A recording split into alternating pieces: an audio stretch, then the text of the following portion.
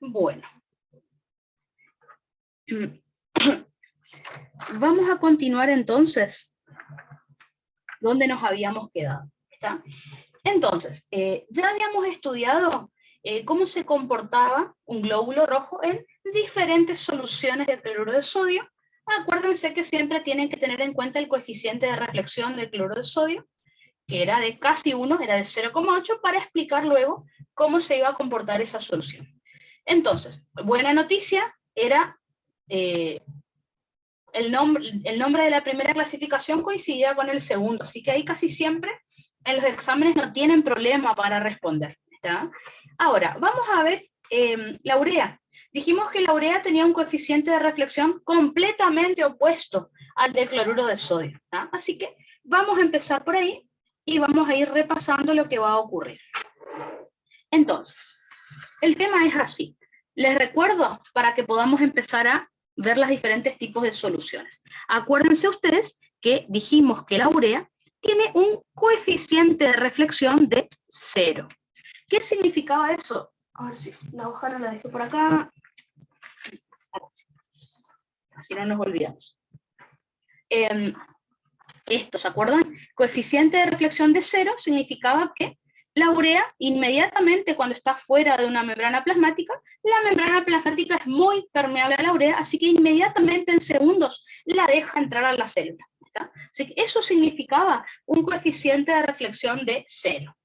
Entonces, vamos a hacer los mismos experimentos que estuvimos haciendo con el cloruro de sodio para ver qué es lo que va a ocurrir. Entonces, supongamos que tenemos un recipiente que tiene una solución de urea al 1,8%. Recuerden que ya habíamos dicho que una solución de urea al 1,8% es una solución isoosmótica, es decir, que tiene la misma osmolaridad que el plasma. O sea, 300 miliosmoles litro. Entonces vamos a colocar al glóbulo rojo, a una suspensión de glóbulos rojos dentro de esta solución de urea al 1,8%. Recuerden que dentro del glóbulo rojo siempre tenemos la misma osmolaridad que el plasma. Acuérdense, lo primero que tienen que contestar es si se va a mover el soluto. Luego piensen en qué va a pasar con el agua. Entonces la pregunta es, ni bien sumerjo al glóbulo rojo dentro de esta solución de urea, la pregunta es, ¿la urea va a entrar al glóbulo rojo? ¿Qué les parece? De acuerdo a lo que dijimos acá. Ni bien coloco al glóbulo rojo, ¿la urea va a entrar o no al glóbulo rojo? Exactamente, ingresa, como dice Fiorella. Inmediatamente, acuérdense que como el coeficiente de reflexión de la urea es de 0, la membrana plasmática es muy permeable a la urea. Así que la urea inmediatamente, en segundos, o como dice la profe Beligoy, al inicio de la reacción, ya va a ingresar al glóbulo rojo. ¿Está? Así que segundos después, ¿cómo me voy a dar cuenta que la urea empezó a ingresar al glóbulo rojo? Porque este número va a empezar a bajar. Les pongo un ejemplo. Inmediatamente en segundos me voy a dar cuenta, fíjense acá sí se nota, ¿ven? El número bajó de 300 que yo tenía al inicio de la reacción, en segundos, fíjense cómo baja. Pongo 200 para que ustedes se acuerden nomás, va bajando, cuanto más tiempo pase, más va bajando esta osmolaridad que yo tenía inicialmente. ¿Por qué? Justamente porque el coeficiente de reflexión que tiene la urea. La membrana le deja pasar, así que la urea ingresa sin problemas. Ahora sí. Entonces, segundos después de que yo sumergí al glóbulo rojo en esta solución, baja la osmolaridad de la solución. ¿Por qué? Porque la urea ingresó al glóbulo rojo. ¿Ah? Así que, no, me van a decir, ¿por qué no aumentaste el número acá? No, no importa. ¿Está? Lo importante es esto, ¿está? Para que ustedes se acuerden que ¿cómo me doy cuenta que la urea entró? Y fíjense, segundos después yo tenía esta osmolaridad y cambió, bajó. ¿A dónde se fue la urea? Y bueno, entró a la célula. ¿Está? Ahora les pregunto, miren los números que tienen ahí. Tienen 200 acá y tienen 300 dentro del glóbulo rojo. Les pregunto, obviamente que va a haber ósmosis, ¿no es cierto? Porque tengo diferencia en la cantidad de soluto a ambos lados de la membrana. La pregunta es, ¿en qué sentido se va a mover el agua? ¿Qué me podrían decir? ¿Será que esta solución generará entrada de agua a la célula? ¿O será que esta solución va a generar salida de agua de la célula? ¿Qué les parece según lo que están viendo ahí? Perfecto. Vero me dice que sí, que ingresa. Fiorella me dice que ingresa agua al glóbulo rojo. Exactamente, Talía también coincide. Ingresa agua. ¿Por qué? Porque el agua es arrastrada por soluto. Es decir, siempre se va a mover al lugar donde haya más soluto. Así que, por lo tanto, fíjense que se genera entrada de agua a la célula. ¿Cómo se le llamaba a una solución que genera entrada de agua a la célula? Recuerden que le llamamos solución hipotónica. Entonces, como pueden ver, una solución de urea al 1,8% es isosmótica, porque tiene la misma osmolaridad que el plasma, pero se comporta como hipotónica. ¿Por qué? Todo se debe al coeficiente de reflexión que tiene la urea, que es de 0. Así que ni bien sumerjo a los glóbulos rojos en esta solución, como el coeficiente de reflexión de la urea es 0, inmediatamente la urea entra a la célula. Eso hace que la osmolaridad baje, obviamente, y por eso se comporta como una solución hipotónica. Fíjense, en segundos ocurre esto. Así que la solución de urea siempre, isosmótica, siempre se comporta como hipotónica. Y eso era lo que cuando el profe preguntaba en los exámenes, no entendíamos por qué, si era isosmótica, por qué teníamos que poner hipotónica. Bueno, ahora ya entienden por qué. Todo se debe al coeficiente de reflexión de la urea. ¿Está? Así que fíjense lo que les pregunta. Me pregunta osmolaridad, isosmótica. Me pregunta tonicidad o presión osmótica, hipotónica. ¿Ah? Perfecto. Continuemos con los experimentos de la urea. Vamos a suponer ahora que tenemos un recipiente que contiene una solución de urea. No sé, inventemos un número, porque en el práctico no aparece ninguno. 1,8% era isosmótica, no sé. Urea al 1%, por ejemplo. Urea al 0,5%, lo que ustedes quieran. Todo lo que sea por debajo de 1,8% de urea es hipoosmótica. Así que, ejemplo, urea al 1%. ¿No? Una solución hipoosmótica de urea porque tiene, fíjense, menor osmolaridad que el plasma, menor a 270 miliosmoles litro. ¿No? Vamos a sumergir entonces nuevamente a una suspensión de glóbulos rojos dentro de esta solución. ¿Está? La pregunta que tengo que contestar es, ni bien sumerjo al glóbulo rojo dentro de esta solución, ¿se va a mover la urea? Obviamente que sí. La urea va a entrar a la célula, ¿por qué? Porque como el coeficiente de reflexión de la urea es 0, significa que la membrana plasmática es muy permeable a la urea. Así que nuevamente, en segundos, vamos a observar que empieza a entrar urea a la célula. ¿Cómo me doy cuenta? La solución ya tenía baja osmolaridad, pero va a bajar aún más. Por ejemplo, por inventar un número, 150. ¿Cómo me doy cuenta que entró urea a la célula? Porque a otro lugar no pudo haber ido. Este número bajó. Entonces, ¿a dónde fue la urea? Y bueno, tuvo que haber entrado a la célula. Así que me doy cuenta que entró urea. La pregunta es, miren el dibujo y me dicen. Obviamente va a haber ósmosis, como están viendo, porque tengo diferencia en la cantidad de soluto a ambos lados de la membrana. ¿Entra agua a la célula o sale agua de la célula? ¿Qué les parece a ustedes? Luego de unos segundos entró urea, eso ya sabemos. Ahora, ¿entra o sale agua? Sería la pregunta. ¿Está? Perfecto, Fiorella me dice que vuelve a entrar agua al glóbulo rojo. Exactamente, porque siempre el agua es arrastrada por el lugar que tiene mayor cantidad de soluto. Así que, por lo tanto, vuelve a ingresar agua al glóbulo rojo. Así que estamos hablando otra vez de que esta solución se comporta como hipotónica. Buenas noticias, acá sí coincide. Una solución de urea al 1%, por ejemplo, es hiposmótica y se comporta como hipotónica. ¿Está? Coinciden los nombres, pero fíjense que con la explicación yo me di cuenta que tiene el mismo nombre. O sea que coinciden en las dos clasificaciones. ¿Está? Pero como habrán visto, no siempre coinciden. ¿Ah? Perfecto. Eso ocurre con una solución hiposmótica de urea. Vamos al último ejemplo, que es una solución, por ejemplo, de urea al 8,6%, como aparece en el práctico. Tenemos esta solución, tiene una osmolaridad mayor a la del plasma. En realidad, ¿se acuerdan que me daba 1433? Es altísima. Yo siempre pongo mayor a 300 cualquier número como para acordarnos nomás. Pero en los cálculos que yo les mostré, la osmolaridad de esta solución era 1433,33 miliosmoles litro, altísima. Bueno, lo que me interesa es que es una solución hiperosmótica.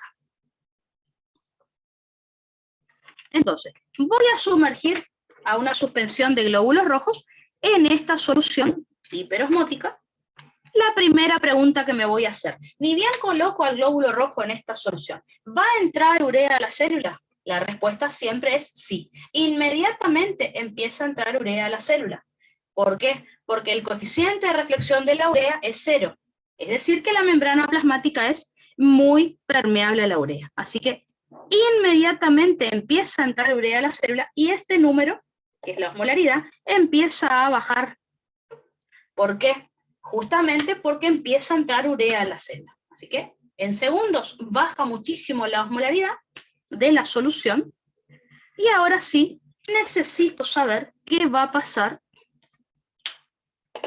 con el agua. Ahora sí, ya sé que la urea entró a la célula por su coeficiente de reflexión. ¿Qué va a pasar con el agua? Fíjense de vuelta que tengo mayor presión osmótica, mayor cantidad de soluto adentro que afuera de la célula. Así que otra vez va a entrar agua a la célula. Estoy diciendo que esta solución se va a comportar como hipotónica porque genera entrada de agua a la célula. Entonces, en conclusión, siempre las soluciones de urea se comportan como hipotónicas, no importa qué solución de urea sea. ¿Ven? Una solución isosmótica de urea se comporta como hipotónica. Una solución hiposmótica de urea se comporta como hipotónica. Una solución hiperosmótica de urea se comporta como hipotónica. Vimos el porqué y todo, pero siempre se comporta así. Entonces, hasta ahora, solución de cloruro de sodio isosmótica era isotónica, hiposmótica de cloruro de sodio era hipotónica, hiperosmótica de cloruro de sodio era hipertónica. En el caso de la urea, tanto las soluciones iso, hipo e hiperosmóticas se comportan como hipotónicas. Y todo está explicado gracias al coeficiente de reflexión de la urea. ¿Está? Perfecto. Necesito saber si entendieron lo que expliqué acerca de la urea.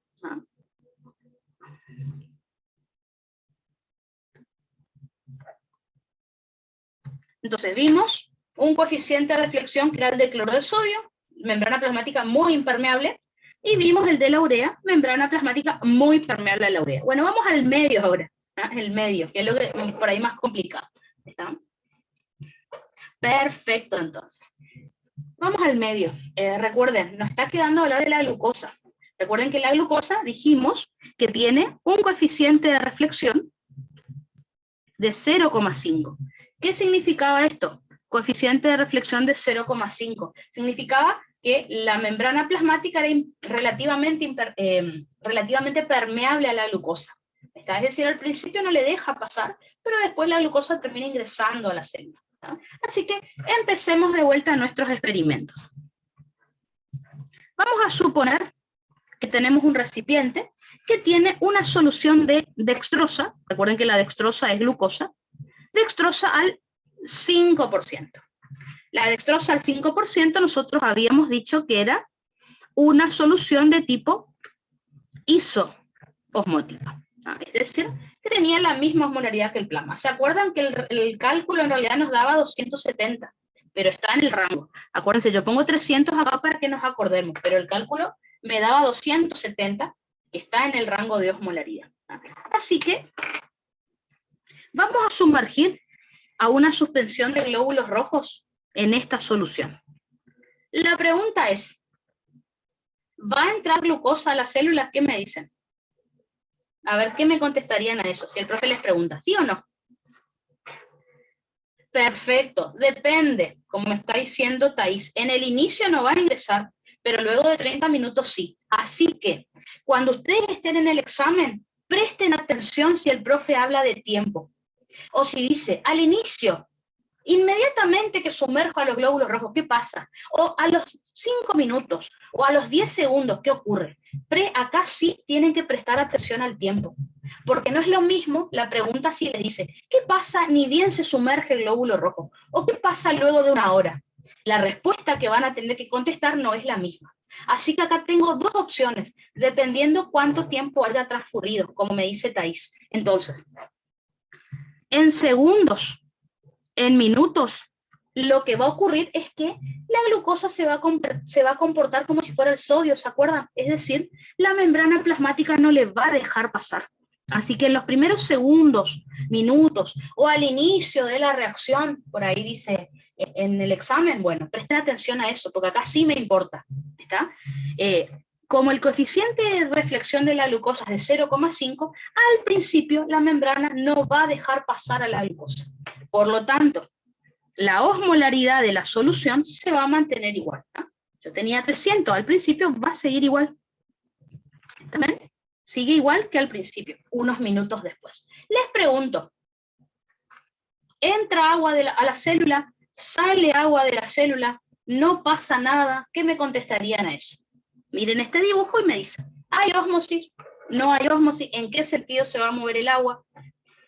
Perfecto, me están diciendo, perfecto, no hay ósmosis, me dice Thais, y Orela me dice, no pasa nada, así que queda isotónica. Exactamente, al principio, en los primeros segundos, minutos, como el coeficiente de reflexión de la glucosa es de 0,5 al principio, no ingresa glucosa a la célula, así que fíjense que la osmolaridad queda igual, por lo tanto, no va a haber ósmosis.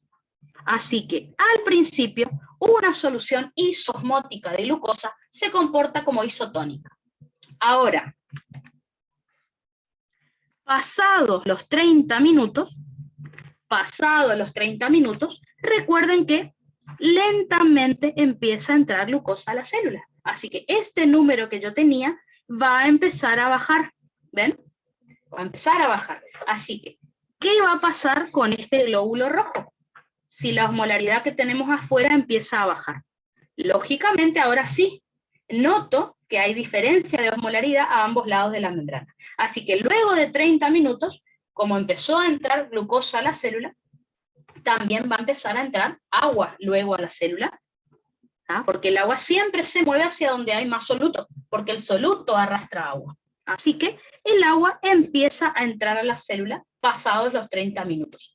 ¿Qué significa esto? Que luego de 30 minutos, una solución isosmótica de glucosa se comporta como hipotónica. Y acá está el problema con la glucosa, con la dextrosa. Fíjense, por favor, en el examen el tiempo. ¿Está? Antes de los 30 minutos, una solución isosmótica de glucosa se comporta como isotónica. Pasados los 30 minutos, o el profe dice, ¿cuál es el efecto final? ¿O qué pasa luego de una hora? Generalmente pone una hora, cosa de que ya estén seguros lo que van a contestar. ¿Está? Bueno, pasados los 30 minutos, una hora, lo que sea, se comporta como hipotónica. ¿Está? Porque ahí sí, lentamente la glucosa pudo atravesar la membrana. Mejor dicho, la membrana le dejó pasar la glucosa. ¿Está? Así que acá tienen dos opciones. Entonces, en el caso del cloruro de sodio, no me interesaba el tiempo, porque nunca el cloruro de sodio pudo entrar atravesar la membrana. En el caso de la urea, tampoco me interesaba el tiempo, porque inmediatamente la urea entró, atravesó la membrana. En el caso de la glucosa, sí, pero la mosca. En el caso de la glucosa, sí me interesa el tiempo, porque antes de cierto tiempo, la membrana no deja pasar glucosa, pasado 30 minutos sí ya lo puede hacer. ¿Está? Perfecto. Así que, ¿qué es lo que van a contestar? Depende de cuánto tiempo haya transcurrido. Y en un oral, obviamente, le cuentan todo al profe si les pregunta. ¿Está? Perfecto, entonces. A ver. Ay, esa mosca me está... Preguntas. Thais dice, entonces, si administro una solución de dextrosa, ¿tengo que hacer lentamente? No importa si es lentamente. Pasado los 30 minutos va a ser hipotónica. No importa cómo se administre. Siempre las soluciones hay que tratar de administrar lento para no provocarle ningún edema ni nada al paciente. La vamos a administrar casi siempre lento. O sea, el goteo depende de cuán deshidratado por ahí está el paciente, la velocidad con la que va a gotear el chorrito, digamos. Pero luego de 30 minutos se va a convertir en hipotónica. ¿Está? Es así siempre. ¿Ah? Por más de que le haya transfundido, que le hayas colocado esa solución rápido o lento al paciente. ¿Ah? De nada, de nada. Vamos a analizar eso en un paciente en un rato y bueno, vamos a ver qué hacemos en ese caso. O en qué situaciones le damos suero al paciente y en qué situaciones le damos dextrosa. ¿Está? Veamos entonces el siguiente ejemplo. ¿Está? Supongamos que tenemos un recipiente que tiene una solución de dextrosa, no sé, vamos a inventar un número. Dextrosa al 3%. Recuerden que la dextrosa al 3%, por debajo del 5%, sabemos que es hipoosmótica. Hipoosmótica. Entonces, significa que tiene menor osmolaridad que el plasma. Vamos a colocar entonces al glóbulo rojo en esta solución. La pregunta que tenemos que hacer es, inmediatamente sumerjo al glóbulo rojo, inmediatamente que sumerjo al glóbulo rojo acá, ¿se va a mover la glucosa? Sabemos que antes de que transcurran los 30 minutos no va a pasar nada, ¿ah? Porque el coeficiente de reflexión de la glucosa es de 0,5. Así que segundos a minutos después, la osmolaridad de esta solución se va a mantener exactamente igual, porque la glucosa no puede ingresar a la célula, la membrana plasmática no deja pasar glucosa. ¿Ah? Así que la pregunta sería, ¿qué va a pasar con el agua ahora? Fíjense que yo tengo diferencia de osmolaridad a ambos lados de la membrana. Así que, por lo tanto, como pueden ver, sí va a entrar agua a la célula. ¿Por qué? Porque el agua es arrastrada por el lugar donde hay mayor cantidad de soluto. Así que, en los primeros segundos a minutos, una solución hiposmótica de dextrosa, de glucosa, se comporta como hipotónica. Fíjense que acá el nombre sí coincide. Hipotónica. ¿Ya? ¿Qué va a pasar luego de 30 minutos? Recuerden que luego de 30 minutos la membrana lentamente va a dejar pasar esta glucosa. Así que, ¿cómo nos vamos a dar cuenta de eso? Porque este número va a empezar a bajar, ¿no es cierto? Por ejemplo, no sé, 150. Me doy cuenta que empezó a bajar, o sea, la glucosa lentamente empieza a ingresar a la célula. ¿Verdad? Entonces, ¿qué va a pasar en este momento con el glóbulo rojo? O sea, mejor dicho, ¿qué va a pasar con el agua?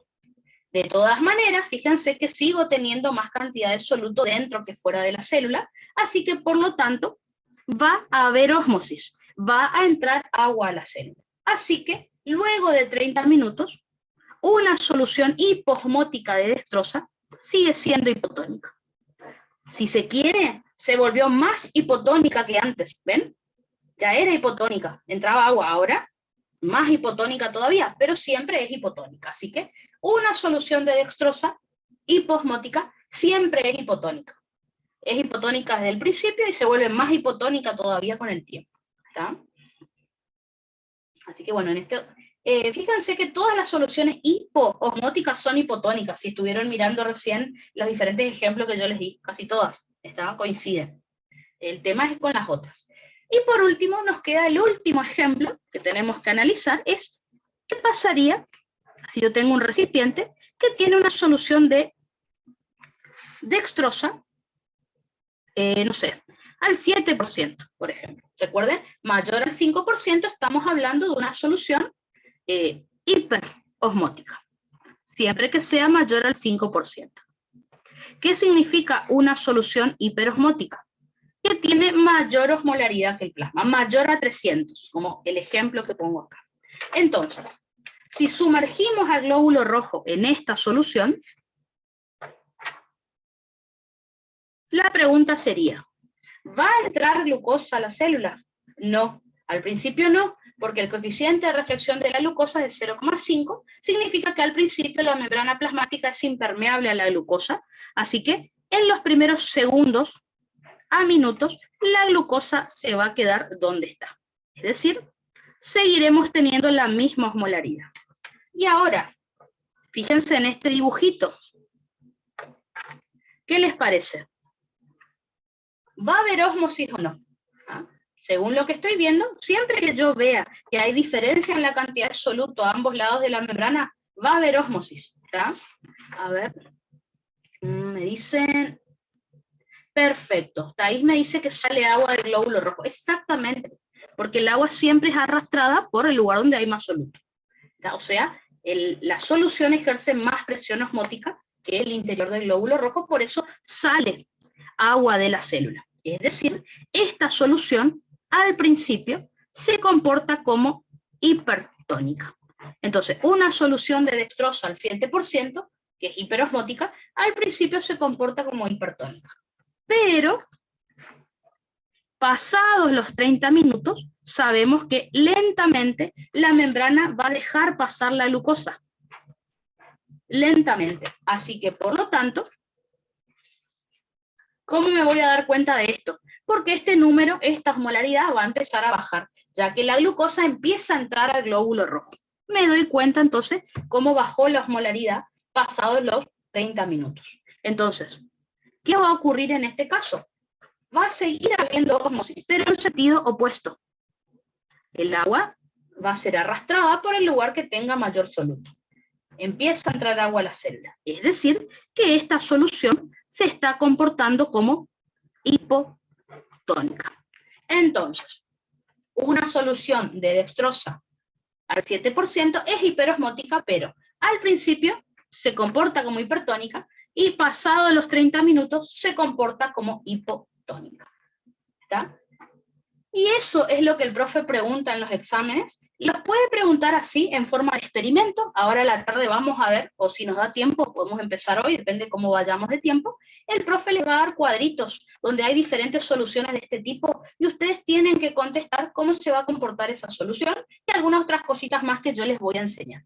O si no, lo que podría hacer el profe es preguntarle esto mismo, pero en un paciente. Un paciente que tenga una patología como deshidratación o sobrehidratación, y eso de qué manera me va a afectar a el LIC, al LEG, al glóbulo rojo, hematocrito, eso es lo que vamos a ir estudiando. ¿Está? Así que esas son las preguntas que siempre hace el profe, además de los cálculos que yo les enseñé. ¿Está? Entonces, para resumir, ustedes en el, espérenme 2 segundos, ustedes en el práctico de fisio tenían un cuadrito que justamente me hablaba de estos experimentos, y ahí podíamos resumir los que estuvimos charlando. A ver, esperen que apago la luz. Ahí está. Entonces, todo lo que les estuve contando lo tienen ahí en el pizarrón, es simplemente tratar de darse cuenta del significado. Fíjense, vimos el coeficiente de reflexión, acá vimos las diferentes situaciones. Solución isosmótica de cloruro de sodio se comporta como isotónica. Hiposmótica se comporta como hipotónica. Hiperosmótica se comporta como hipertónica. Solución de urea. Si es isosmótica, se comporta como hipotónica. Si es hiposmótica, se comporta como hipotónica. Si es hiperosmótica, se comporta como hipotónica. Finalmente, lo que estudiamos recién es lo que ocurre con la glucosa. Una solución isosmótica de glucosa al principio es isotónica y luego se convierte en hipotónica. Una solución hiposmótica de glucosa es hipotónica siempre, solamente que luego de 30 minutos, 15-30 minutos, se vuelve más hipotónica todavía. El profe en los exámenes suele poner qué pasa luego de 1 hora, cosa que ya, sí o sí, le tengan que contestar que cambió la situación. Y por último, una solución hiperosmótica de glucosa, al principio se comporta como hipertónica, pero pasado los 15, los 30 minutos, se comporta como hipotónica. Todo esto lo van a poder explicar si se acuerdan del coeficiente de reflexión que tiene ese soluto. ¿Está? La verdad que el tema se entiende muy bien. Yo este tema lo entendí con el Constanzo. Constanzo explica re bien esto. ¿Está? Así que, bueno, en la punta del profe también dentro de todo explica esto. El tema es que hay que saber entender, digamos, cómo hay que hacer esta lectura de este experimento. Entonces, resumiendo, ustedes en el práctico de fisio tienen un cuadrito así. En el práctico de fisio les dice, tenemos diferentes soluciones donde vamos a sumergir a los glóbulos rojos y ahí hay que completar ciertas cositas de ese cuadro en este experimento. Fíjense, tenemos una solución de cloruro de sodio al 0,9%. Como les mostré, es isosmótica, ya dijimos, o sea, tiene una osmolaridad igual a la del plasma. Y de acuerdo a su presión osmótica, es isotónica, o sea, ejerce la misma presión osmótica que el plasma, por eso no hay ósmosis. Así que el efecto observado sobre las células, fíjense que ninguno, ¿está? La célula se mantiene igual, ¿ven? No hay ningún cambio. Tenemos cloruro de sodio al 0,45%, que dijimos que de acuerdo a su osmolaridad era una solución hiposmótica, y de acuerdo a su presión osmótica o tonicidad, se comportaba como hipotónica. Es decir, genera entrada de agua a la célula.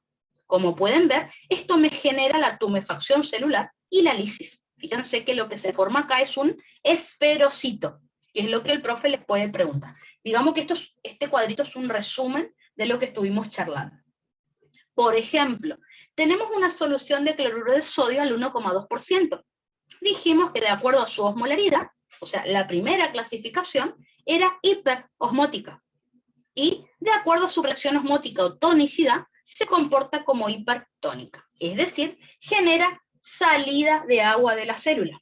Es por eso que el glóbulo rojo se convierte en un crenocito, una pasa de uva, como digo yo, y se termina crenando. Otro ejemplo que hemos visto es la urea al 1,8%, que de acuerdo a la primera clasificación es una solución isosmótica, de acuerdo a la segunda clasificación se comporta como hipotónica siempre, sin importar el tiempo. Por lo tanto, como toda solución hipotónica, genera tumefacción y lisis celular. Tenemos también a la urea al 8,6%, que dijimos que era una solución hiperosmótica, porque tenía mayor osmolaridad que el plasma, pero en cuanto a su tonicidad o presión osmótica, se comporta como hipotónica inmediatamente. Por eso genera tumefacción y lisis celular. Y por favor, acá presten atención. Lo que dice el experimento en el práctico de fisio es que pasa inmediatamente. Como yo les dije, para el cloruro de sodio y para la urea no me interesaba el tiempo. Entonces, por eso les aclaro acá por qué puse esto. ¿Ya? En el experimento del práctico de fisio dice, explique qué pasa inmediatamente cuando se sumerge al glóbulo rojo. Entonces, recuerdan que la dextrosa al principio se comporta de una manera y después de otra. Pero acá pregunta inmediatamente, en segundos, qué va a ocurrir. Así que la dextrosa al 5% es una solución isosmótica, pero inicialmente se comporta como isotónica. Le pueden agregar si quieren que va a pasar luego de 30 minutos, pero lo que dice en el apunte del práctico es que pasa inmediatamente. Acá no analiza lo que pasa después de 30 minutos, pero ustedes saben que esto puede cambiar. Entonces, inicialmente se comporta como isotónica, o sea, no produce ósmosis. Luego de 30 minutos, de todo el cuadro, esto es lo único que podría cambiar de todo el cuadrito. Luego de 30 minutos, esto podría cambiar y esto también. ¿Ah? Ahí se convertiría en hipo, ¿no es cierto? Pueden poner si quieren acá, no hay problema, hipo. Y obviamente va a generar entrada de agua a la célula. Como en el práctico pregunta qué pasa inmediatamente, respondemos lo que pasa inmediatamente. Pero presten atención en el examen cuánto tiempo pasó. Ahí está la trampa en cuanto a la dextrosa. Y por último, fíjense, aparece éter. El éter es un alcohol. El efecto que tiene el éter sobre las células es que disuelve la membrana plasmática. Así que no importa qué porcentaje, qué concentración de éter yo sumerja al glóbulo rojo, lo destruye. Por lo tanto, por eso no tenemos tiempo de observar si ejerce alguna osmolaridad o alguna presión osmótica, porque destruye las células. ¿Está? Que es otro ejemplo que aparecía en el práctico. Por último, anótenlo por ahí porque he visto que el profe ha preguntado. No sé si escucharon hablar alguna vez del Ringer lactato. Ringer lactato. Yo calculo que sí. Les pongo acá en el chat la palabra Ringer lactato. Son soluciones que a veces se colocan en los pacientes. ¿Está? El Ringer lactato es una solución igual a la de cloruro de sodio prácticamente. Es isosmótica e isotónica. Así que no se preocupe, por si el profe les pone. El Ringer lactato entonces tiene cloruro de sodio, tiene cloruro de calcio, tiene cloruro de potasio, tiene un montón de electrolitos que a lo mejor el paciente puede necesitar. Así que el Ringer lactato es una solución isosmótica y se comporta como isotónica, como el cloruro de sodio, porque es lo que tiene, además de otras cositas. Les digo por las dudas si lo llegan a leer por ahí. ¿Ah? Perfecto, entonces. A ver, acá.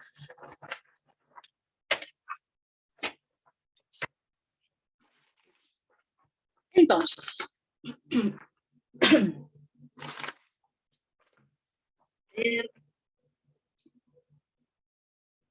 El Ringer lactato es isosmótica e isotónica, como el cloruro de sodio. En realidad es una solución que tiene cloruro de sodio, cloruro de calcio, cloruro de potasio, o sea, tiene un montón de diferentes electrolitos que al paciente le pueden ayudar para algunas patologías, ¿está? Pero lo importante, si el profe les pregunta, isosmótica, isotónica. Como si estuvieran hablando del cloruro de sodio, ¿no? A veces les gusta preguntar esa sustancia media rara, pero bueno, está bien, digamos, ¿no? Exactamente, ¿no? No necesitan saber la concentración del Ringer lactato. No, el profe pregunta simplemente cómo se comporta, ¿está? No pongan el 0,9% ni nada. ¿Por qué? Porque el Ringer lactato no es solo cloruro de sodio, tiene cloruro de potasio, cloruro cálcico, tiene diferentes cantidades de muchos solutos. ¿Ah? Si quieren después buscamos, no hay problema, pero tiene un montón de sustancias. El tema es que todas esas sustancias juntas me dan una osmolaridad de 270 miliosmoles litro. ¿Ah? 270 miliosmoles litro está dentro del rango de osmolaridad plasmática, así que es isosmótica y se comporta como isotónica. ¿Está? De nada, de nada. Entonces, esto era para hacer un repasito de lo que estuvimos estudiando y está en el práctico también.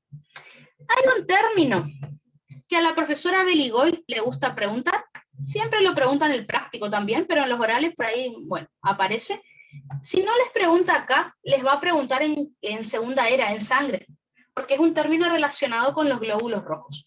El término se llama resistencia osmótica eritrocitaria, es decir, ROE, o resistencia osmótica globular, es decir, ROG, como ustedes quieran, ROE o rojo. Entonces, está relacionado con lo que estuvimos hablando. Yo les comenté recién que cuando el glóbulo rojo lo colocamos en una solución hipotónica, explota. En realidad, nosotros sabemos por segunda era que los glóbulos rojos por su membrana plasmática son bastante flexibles, o sea que se pueden deformar bastante, o sea, si lo colocamos en una solución hipotónica se puede hinchar bastante antes de reventar, digamos, de explotar. ¿Está? Entonces, eso es la resistencia osmótica eritrocitaria, o sea que el glóbulo rojo no explota enseguida, aguanta bastante soluciones hipotónicas. Vamos a decirlo con las palabras que quiere la profe.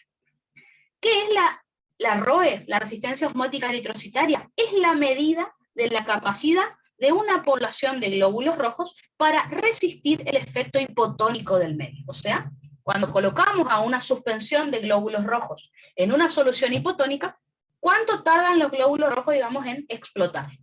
¿Cuánto aguantan esa deformación, que es cuando empieza a entrar agua al glóbulo rojo?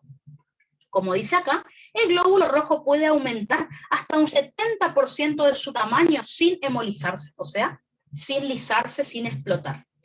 Lo normal, entonces, es que los glóbulos rojos de un paciente sano soporten hasta una concentración de una solución de cloruro de sodio al 0,45%. Entonces, una solución de cloruro de sodio al 0,45, si el paciente está sano, si sus glóbulos rojos están normales, si no tienen ninguna patología, no se lisan, se hinchan, pero no explotan, ¿está? En el cual empiezan a hemolizarse de manera completa al 0,30%. Así que hasta el 0,45 aguantan los glóbulos rojos. Eso se vio experimentalmente. Cuando la solución de cloruro de sodio es demasiado hipotónica, por ejemplo, cloruro de sodio al 0,30%, ahí sí empiezan a explotar todos los glóbulos rojos.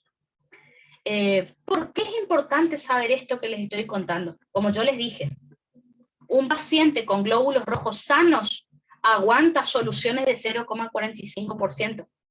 En cambio, por ejemplo, en los casos de esferocitosis hereditaria, los glóbulos rojos empiezan a hemolizarse con concentraciones de cloruro de sodio al 0,65%. ¿Qué quiere decir esto? Que la membrana del glóbulo rojo no es tan flexible, no se puede deformar tanto. ¿Está? Ya vamos a estudiar en segunda era la esferocitosis hereditaria, que es una patología en donde las proteínas de la membrana del glóbulo rojo fallan, digamos, ¿está? Y entonces eso provoca que el glóbulo rojo sea redondo y que no sea tan flexible. Así que imagínense, si un glóbulo rojo con una solución hipotónica se lisa fácilmente, imagínense qué pasaría con ese glóbulo rojo cuando pasa por un capilar sanguíneo. Se rompería fácilmente. ¿Está? Entonces, la ROE me sirve para evaluar situaciones. Entonces, un glóbulo rojo sano, normalmente flexible, aguanta una solución de cloruro de sodio al 0,45, se hincha, pero no se rompe. En cambio, un glóbulo rojo con esferocitosis hereditaria, fíjense, con una solución hipotónica del 0,65% de cloruro de sodio ya empieza a alisarse los glóbulos rojos, ¿está? Y es máxima al 0,45%. Ahí se destruyen todos los glóbulos rojos. Entonces, a medida que va aumentando la hipotonía del medio, o sea, cuanto más hipotónica es la solución, fíjense cómo se va alterando el tamaño del glóbulo rojo. Y piensen que empieza a entrar agua, ¿está? Tenemos un discocito. Un discocito, ¿se acuerdan que es un disco bicóncavo? Es el glóbulo rojo. Cuando empieza a entrar agua al glóbulo rojo, primero pierde una de sus concavidades y se convierte en un estomatocito. Estoma significa boca, o sea que tiene forma como de boca. Y después, finalmente, pierde su otra concavidad y se transforma en un esferocito, que era lo que habíamos dicho. Y después, finalmente, se lisa, ¿no es cierto? Eso sería entonces lo que ocurre para explicar resistencia osmótica eritrocital. En los orales, la profe preguntó. ¿No? Algunos chicos le han preguntado, pero bueno. Y por las dudas, les muestro esta ecuación que sirve para calcular presión osmótica. La verdad es que para las explicaciones que nosotros estuvimos estudiando no necesitábamos hacer esta fórmula, pero es una fórmula que aparece en el Constanzo y que a lo mejor, ya les voy a mostrar esta tarde, el profe, o ahora capaz si nos da el tiempo, el profe les puede preguntar como si fuera un ejercicio. Por las dudas les enseño, porque él también, sí, seguramente habrán escuchado que él habla de la ecuación de Van Hoff. Hasta ahora en las eras y eso no toma esta fórmula, pero bueno, uno nunca sabe. ¿Ah? Entonces, la ecuación de Van Hoff me sirve para calcular la presión osmótica. La presión osmótica se simboliza con la letra pi en esta ecuación de Van Hoff. ¿Qué significa esta fórmula? Que la presión osmótica va a ser igual a el número de partículas en la que se disocia, si ustedes recuerdan, un determinado soluto, por la concentración, o sea, los moles de soluto que yo quiero averiguar, por el coeficiente de reflexión de ese soluto, por R por T. ¿tá? La R es la constante de los gases, es un número que se coloca siempre igual, y la T es la temperatura absoluta. ¿tá? ¿Me esperan 2 segunditos? A ver. Bueno, un ratito, me habían golpeado la puerta. Entonces, vuelvo a lo que estábamos diciendo. Por las dudas, entonces, no sé si ustedes se acuerdan, esto ustedes ya saben. ¿Se acuerdan esto? G por C. Si ustedes se acuerdan, G por C era para pasar de mol a mol. O sea, solo el número de partículas en la que se disociaba un soluto por el número de moles que yo quería averiguar, yo ya pasaba de mol a mol. Fíjense que es parecido a lo que estuvimos estudiando. Ahora, si yo quiero calcular presión osmótica, aparte del número de partículas en las que se disocia un soluto, la C era la concentración del soluto en moles, esta que era el coeficiente de reflexión, que estuvimos viendo recién, R, que es la constante de los gases, que es un número que siempre se pone, que es 0,082 litros por atmósfera sobre mol por Kelvin, que es la unidad en la que está expresado, y T, que es la temperatura absoluta, pero que la temperatura absoluta se coloca en kelvins, no se coloca en grados centígrados. Para eso, simplemente tienen que recordar que 37 grados centígrados es lo mismo que decir 310 grados Kelvin. Es lo mismo. O sea que el número que en realidad tienen que poner en la fórmula, ya lo vamos a practicar por las dudas, si el profe les toma, es 310 en realidad. 0,082 siempre se pone, 310 siempre se pone. Lo que puede cambiar es lo demás. El número de partículas, recuerden que en el caso de cloruro de sodio se pone 2, en el caso de urea y glucosa se pone 1.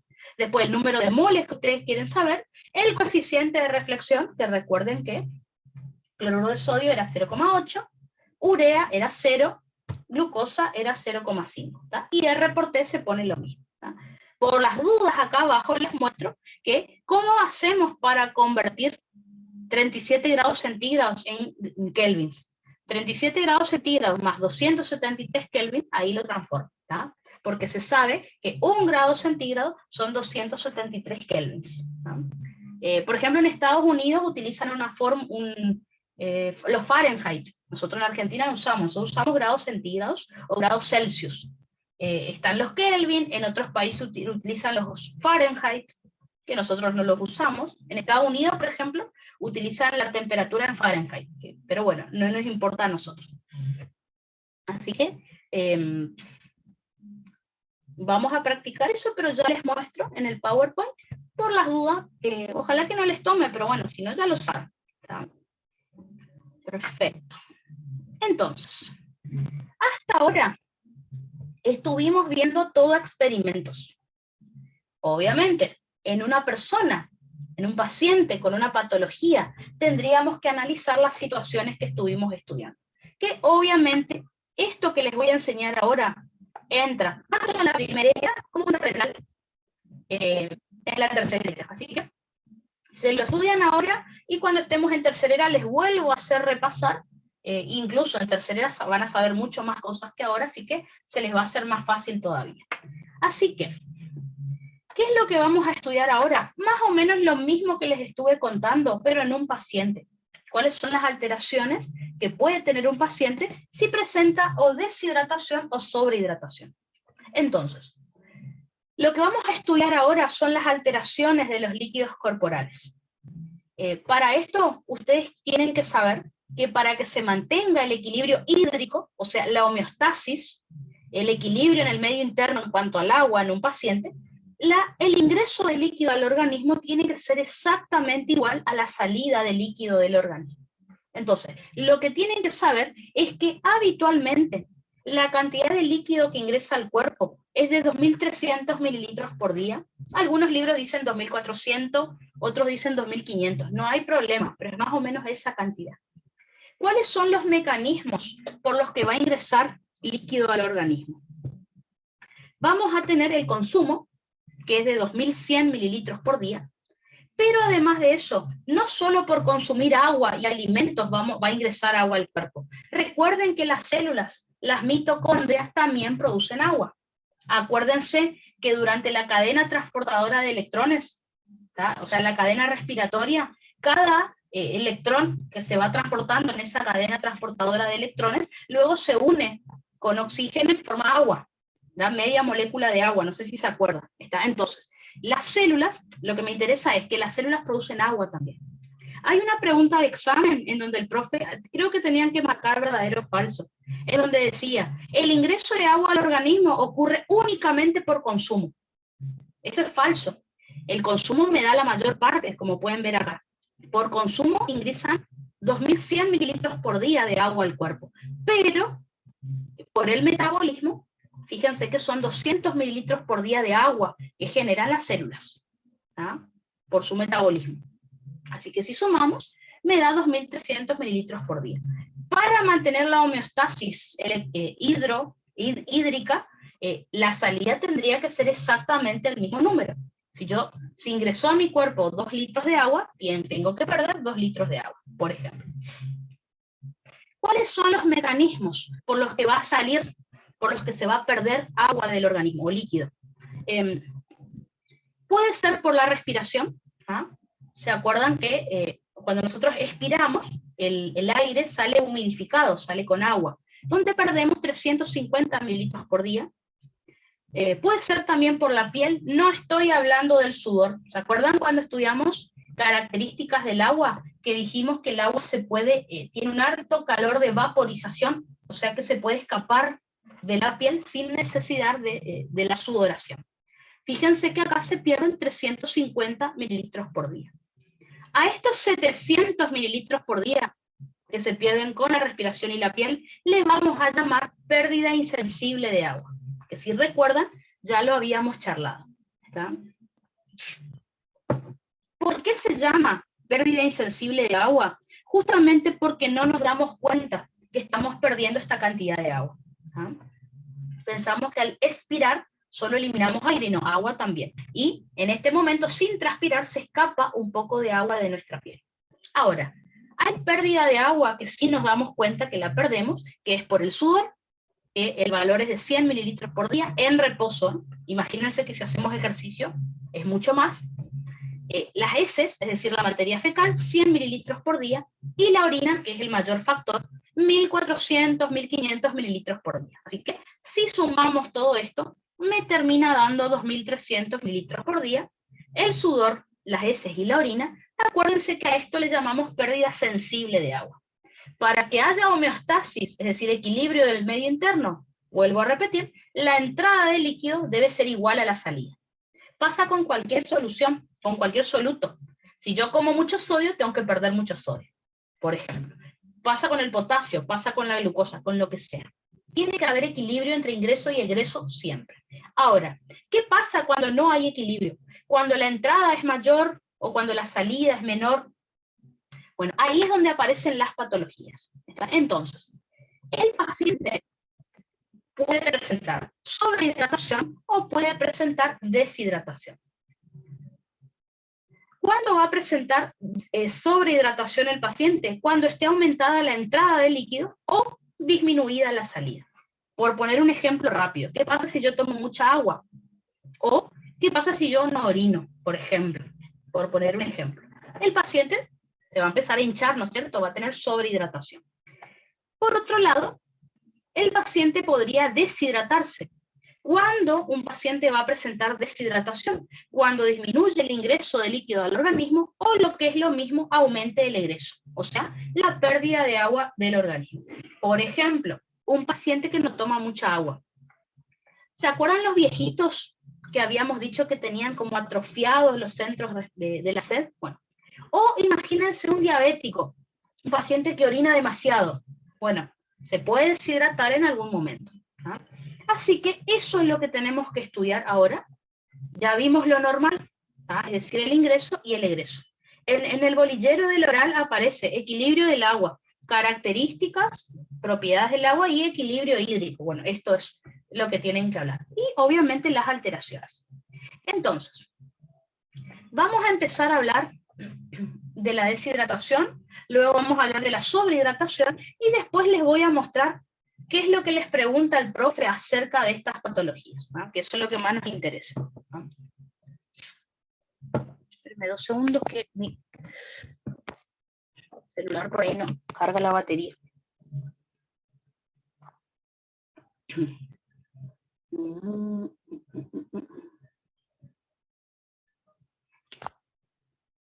A ver. Bueno. Entonces, comencemos entonces a hablar de la deshidratación. Vamos a empezar por ahí. ¿Qué sería entonces la deshidratación? Vamos a definir, en el práctico de fisio, el práctico número 2, aparece como contracción. No estoy hablando de contracción muscular, cuando hablo de contracción es depresión, disminución, a eso se refiere. Así que la deshidratación o contracción es exactamente lo mismo y lo vamos a definir como la disminución del agua corporal total del organismo. O sea, la disminución del agua total del organismo, o ACT, como ya hemos estudiado, el agua corporal total. ¿Ah? Acuérdense que en un paciente estándar tenía más o menos 42 litros de agua corporal total. Bueno, acá viene el tema. Sabemos que el agua está disminuida, perfecto. El tema es que vamos a tener 3 tipos de deshidratación. La deshidratación isotónica, la hipotónica y la hipertónica. Por eso también habíamos estudiado las diferentes soluciones anteriormente. Entonces, empecemos con la deshidratación isotónica. Otro nombre con el que pueden llamar a la deshidratación isotónica es deshidratación o contracción eunatrémica. Eu significa verdadero. Natrémica es sodio, ¿no es cierto? La natremia. Entonces, un dato importante que ya me dice el nombre es cómo va a estar la natremia del paciente. Fíjense qué interesante. Deshidratación isotónica o eunatrémica me está diciendo, obvio, deshidratación, que el paciente tiene menos agua, perfecto, pero que el sodio está normal. Es decir, la natremia del paciente está entre 135 a 145 miliequivalentes litros. Entonces, fíjense lo que ustedes tienen que pensar. Si quieren se memorizan, pero para mí es mejor pensarlo para no olvidarse en el momento del examen. La pregunta que ustedes van a tener que contestar es la siguiente. Cuando un paciente tiene deshidratación isotónica o eunatrémica, Sabemos que perdió agua, obviamente, por eso estamos hablando de deshidratación. Pero, ¿será que perdió más agua que sodio el paciente? ¿Será que el paciente perdió más sodio que agua? ¿O perdió la misma cantidad de sodio que de agua? Esas son las tres opciones que ustedes tienen que contestar. Entonces, vamos a analizar cada una, a ver en cuál de ellas, en cuál de las deshidrataciones el sodio me da normal, como les estoy diciendo. Pensemos lo siguiente. ¿Qué pasaría si el paciente pierde solo agua del cuerpo, pero no sodio? Piensen, el paciente pierde agua. ¿Qué va a pasar con el sodio que queda en el cuerpo? Piensen qué podría llegar a pasar. El paciente pierde agua, pero no sodio, pierde agua. ¿Qué pasaría con el sodio que queda en el cuerpo? ¿Qué se imagina? Les pongo un ejemplo fácil. Ustedes tienen que preparar té, ¿está? Vamos a suponer que ustedes tienen que preparar 3 termolares de jugo para tomar tereré. En uno de los termolares le ponen 1 litro de agua y un sobrecito de jugo. Perfecto. Prueban el jugo y está dulce, está perfecto. En otro de los termolares, ustedes colocan el sobrecito de jugo, pero colocan medio litro de agua, no colocan más. Entonces, si prueban, está asqueroso, ¿no es cierto? ¿Por qué? Porque está bien, tiene un sobrecito de jugo, pero le agregaron muy poca agua y el jugo está puro, está horrible. En el tercer termolar, ustedes colocan el sobrecito de jugo, el mismo, pero 2 litros de agua en vez de 1. Cuando prueban, eso está muy aguado, está muy amargo. Y ustedes me van a decir, Hermi, pero coloqué el mismo sobre de jugo, un sobrecito de jugo en cada termolar. ¿Por qué varía el gusto del jugo? Porque cambió la cantidad de agua. Entonces, si bien no se alteró la cantidad de soluto, sí se alteró la cantidad de agua. Y es en lo que ustedes tienen que pensar acá. Entonces, vuelvo a preguntar lo que les planteé recién. Si un paciente pierde agua solamente del cuerpo, ¿qué va a pasar con los solutos que quedan en el cuerpo? ¿Van a aumentar? Perfecto. ¿Pero realmente aumentaron? No. Parecen aumentados, pero es porque me falta agua. Es decir, se concentran. Entonces, pensando en el sodio, si el paciente perdía solo agua, el sodio que queda en el organismo tiene que aumentar, es decir, se va a concentrar, va a ocurrir una hemoconcentración. Esa no es la opción que tenemos ahora, porque yo les dije que la natremia está normal. Entonces, ¿será que el paciente perdió agua, pero sin perder sodio? No, porque estamos hablando de que el sodio del paciente está normal. Así que esa no es la opción correcta. Así que la vamos a descartar. Vamos a la segunda opción. ¿Qué pasaría si el paciente tiene una patología donde solo pierde sodio y muy poquita agua?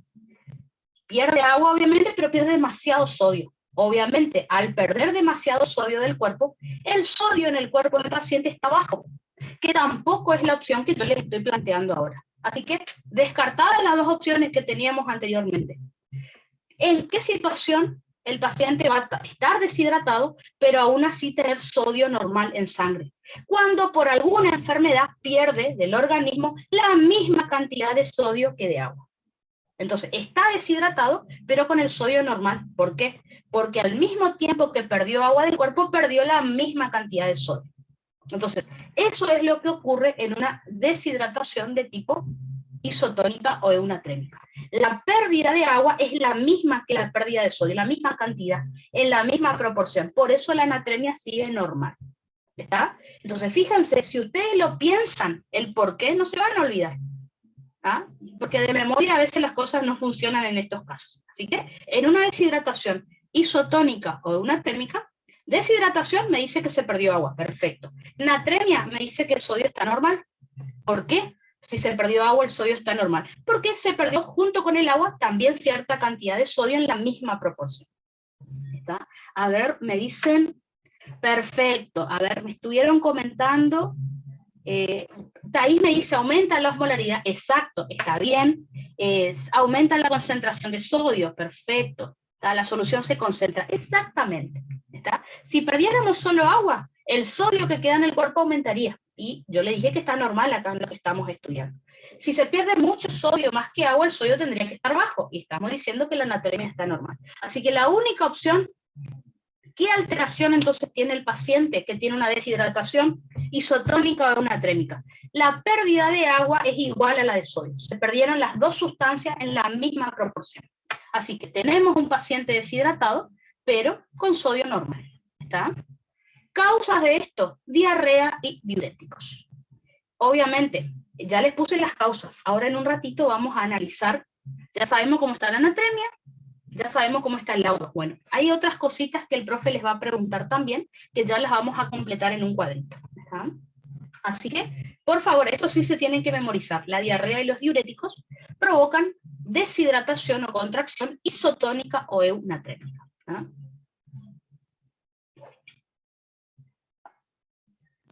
Perfecto. Otra de las deshidrataciones que vamos a tener es la deshidratación hipotónica o hiponatrémica. Lógicamente se llama así porque el sodio está bajo en sangre. Fíjense, tiene una anatremia menor a 135 miliequivalentes litros, porque acá les puse pérdida real. El sodio está bajo porque realmente el paciente perdió sodio del organismo. ¿Está? Por eso se dice pérdida real. No es que está diluido el sodio, no, realmente lo perdió del cuerpo. Entonces, ¿en qué alteración, o sea, qué alteración habrá sufrido el paciente para estar deshidratado y con el sodio bajo? Es porque perdió agua, obviamente, pero perdió más sodio que agua en la patología que tiene. ¿Está? ¿En qué patología se observa esto? En la enfermedad de Addison. Si ustedes recuerdan, la enfermedad de Addison también se llama insuficiencia córtico-suprarrenal. Esto lo han estudiado o en renal o lo han estudiado en endocrino. Así que lo vamos a tener que ver en las próximas eras, pero acá ya también hay que saber. Recuerden que en la enfermedad de Addison o insuficiencia córtico-suprarrenal hay una enfermedad autoinmune, es decir, se forman anticuerpos contra las 3 capas que tiene la corteza suprarrenal. Así que la corteza suprarrenal deja de sintetizar aldosterona, cortisol y andrógenos suprarrenales.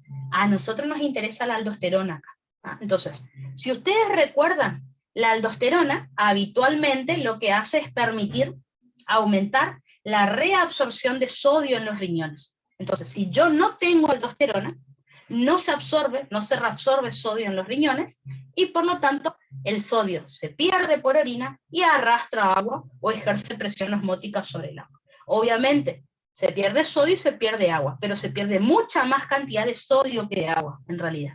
¿Está? Por eso el paciente tiene este tipo de deshidratación.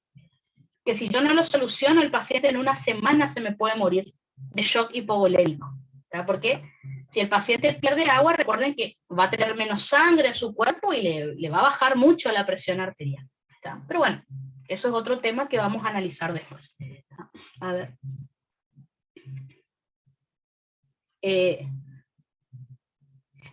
Thais pregunta si donde dice pérdida real es pérdida renal. No, es real.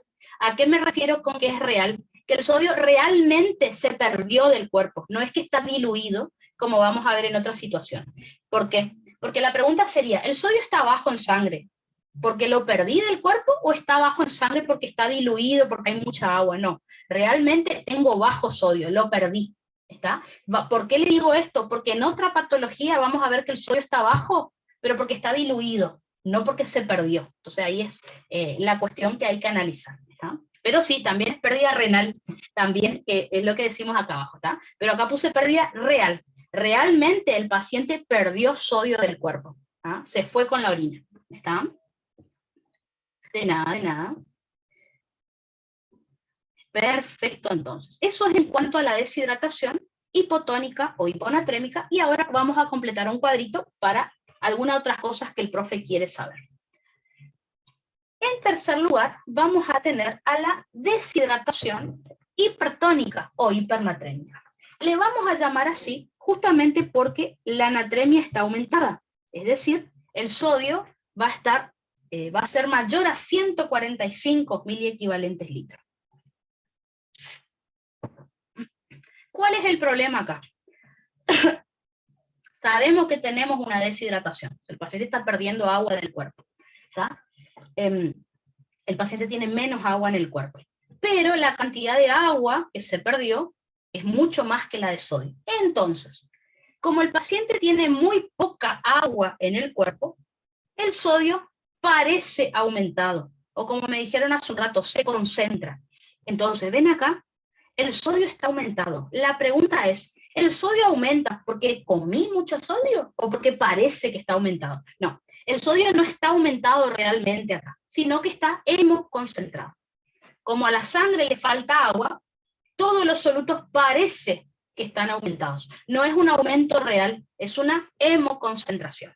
¿Está? Eso es lo que ocurre acá entonces en una deshidratación hipertónica o hipernatrémica. Entonces, en la deshidratación hipotónica realmente el paciente perdió sodio del cuerpo.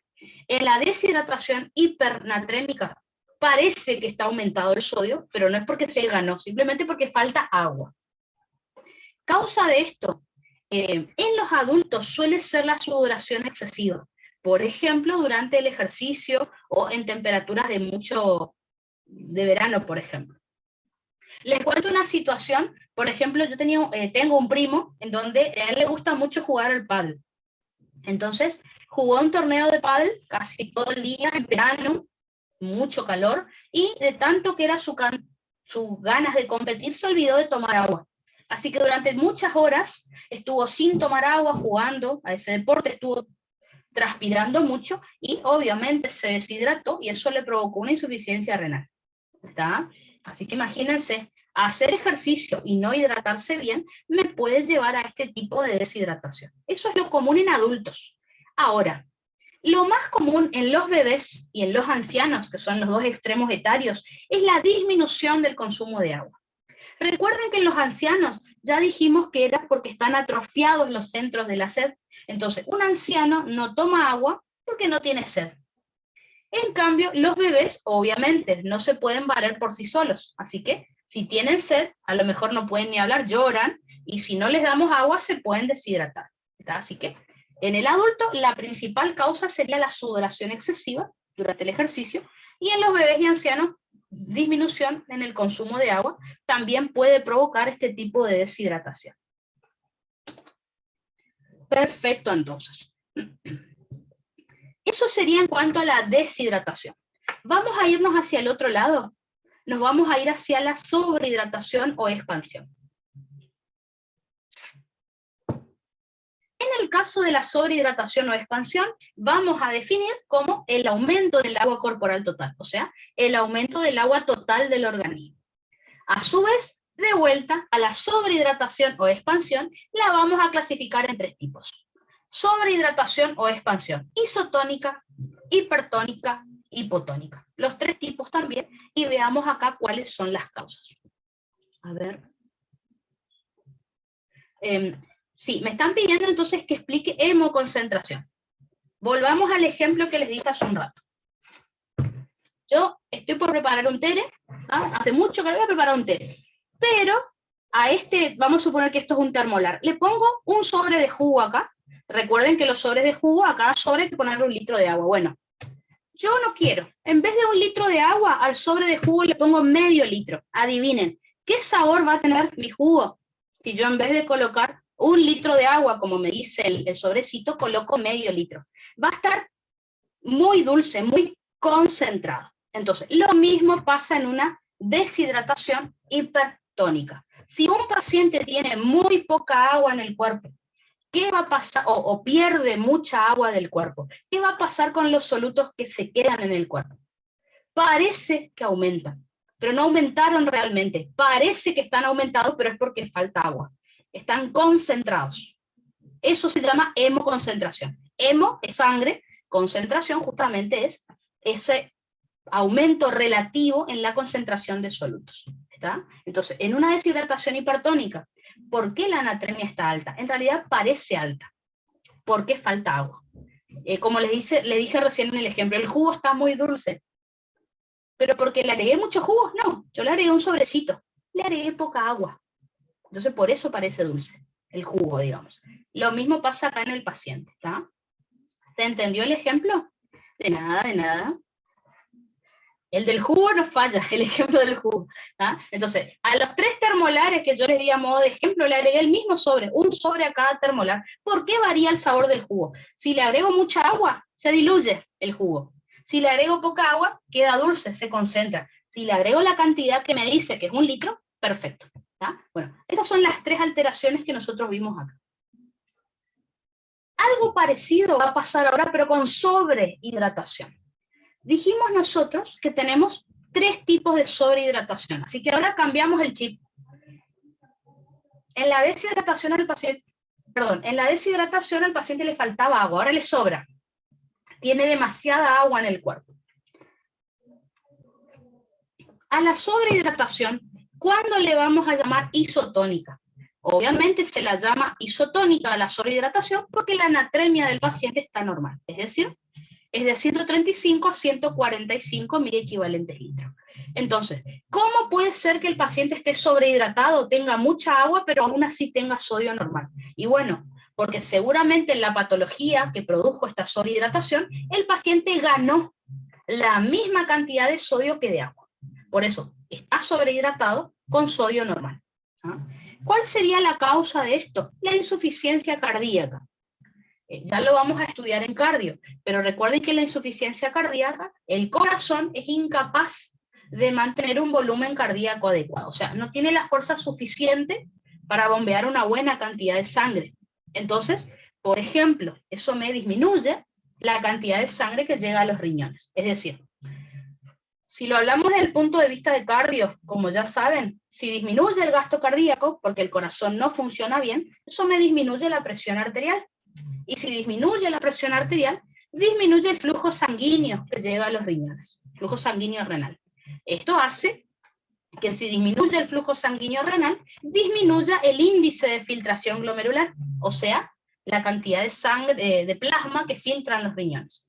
Si los riñones filtran poco plasma, recuerden que esto va a hacer que la mácula densa, que está en el túbulo distal, se active. Y esto me va a activar entonces al sistema renina-angiotensina-aldosterona. Acuérdense que siempre que el riñón recibe poca sangre o con baja presión arterial, se activa el sistema renina. Acuérdense que el sistema renina-angiotensina-aldosterona, la angiotensina 2, justamente el sistema renina, va hacia la corteza suprarrenal y hace que se libere la hormona aldosterona.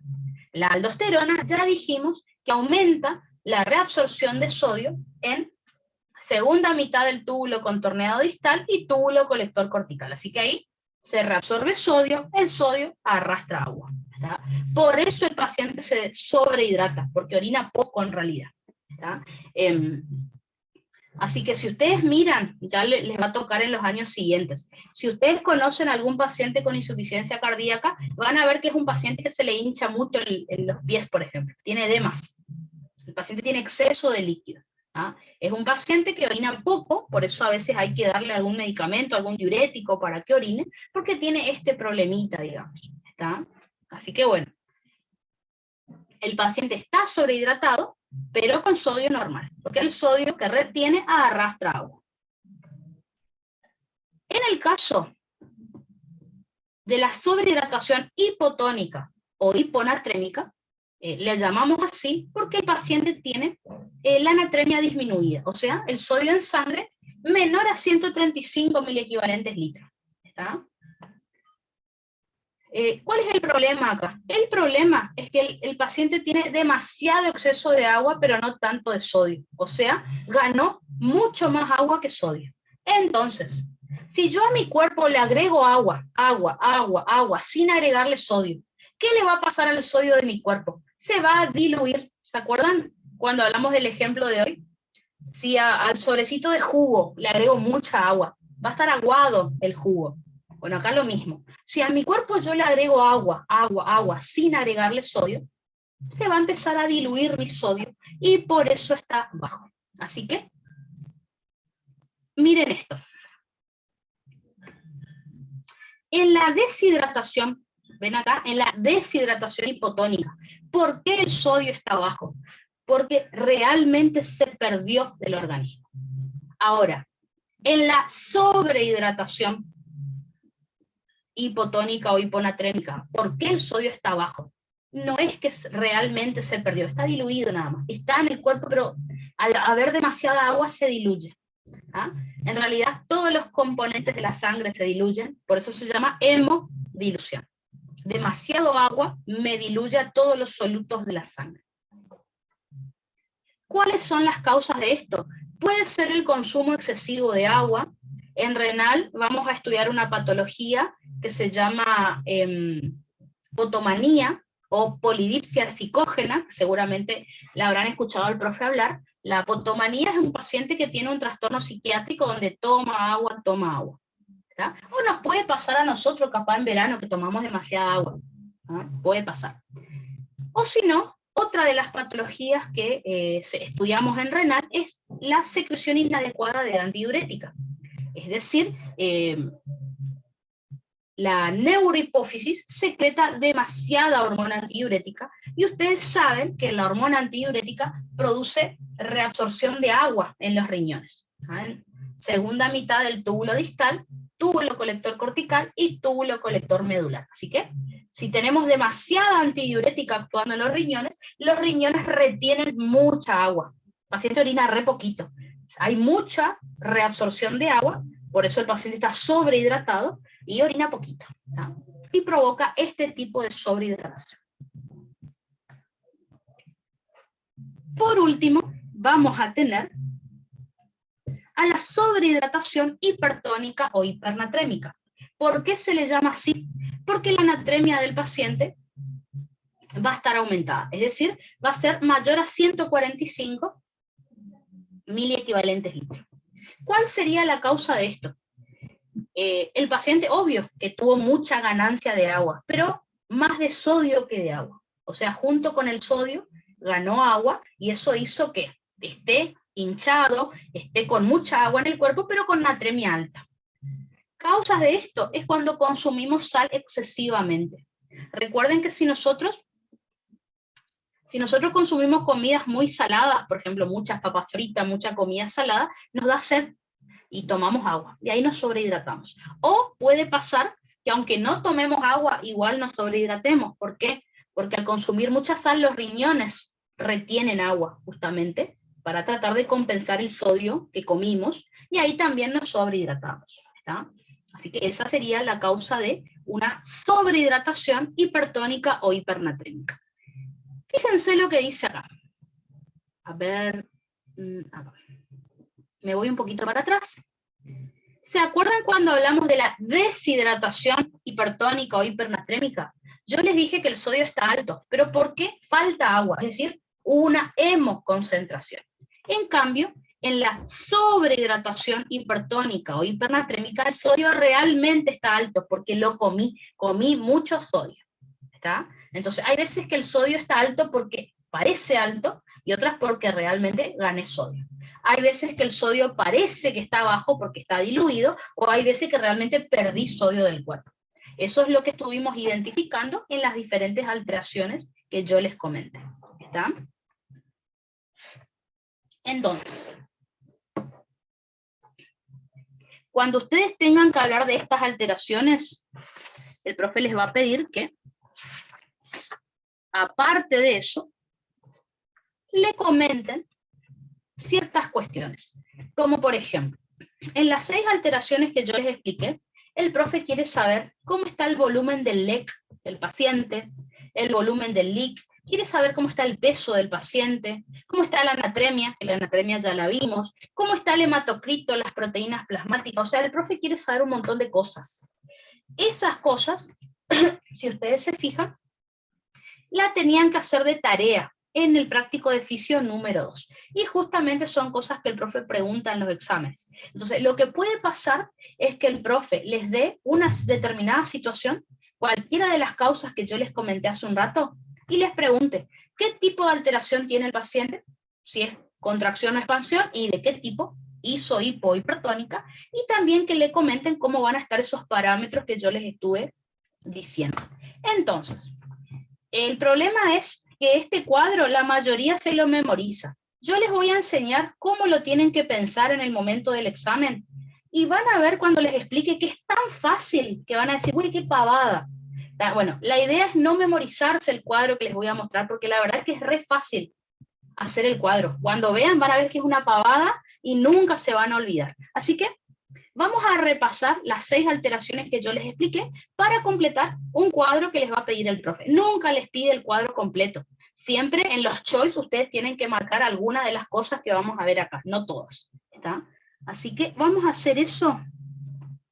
A ver.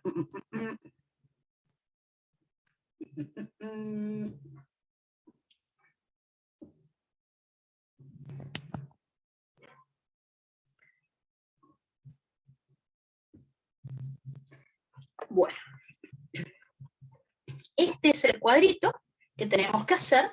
En realidad no se preocupen, yo quiero que entiendan lo que les voy a ir diciendo, no tanto que lo copien porque lo tienen ahí. Esperen que está en la clase siguiente porque esta ya la terminamos de dar toda. Espérenme 2 segundos que la busco y les muestro que tenemos el cuadro ahí, pero yo les quiero comentar cómo lo completé para que vean que no es de memoria. A ver, ahí está, esperen, ahí ya lo busco. Este es el cuadro que yo les voy a mostrar. Este. ¿Está? ¿Ven? Ahí está todo completo. Y ustedes miren el cuadro y dicen, ay, por Dios, ¿cómo hago para memorizarme todo esto?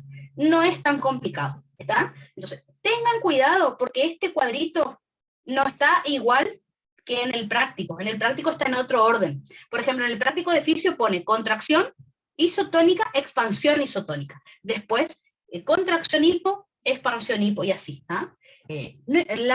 Justamente lo hice así para que vean que no importa el orden en el que les pongan el cuadro.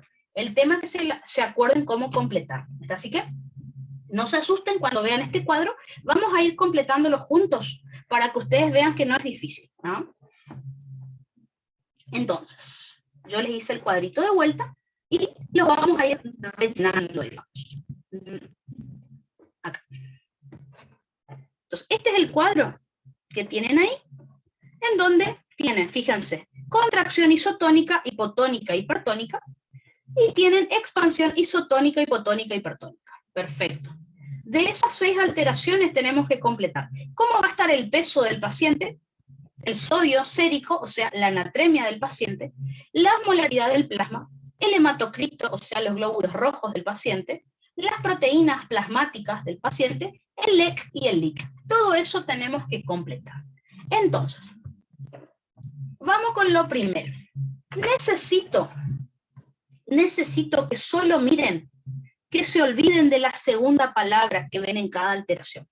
Necesito que solo miren la palabra contracción o solo miren la palabra expansión.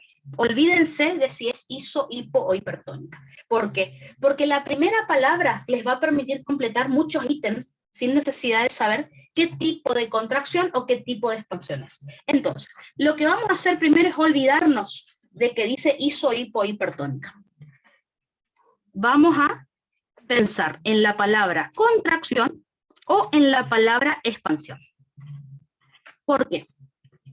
Solo con saber si es contracción o expansión, o sea, deshidratación o sobrehidratación, vamos a poder saber qué va a pasar con el peso del paciente. Vamos a poder completar cómo va a estar el volumen del LEC del paciente y les doy una pista sobre lo que vamos a completar.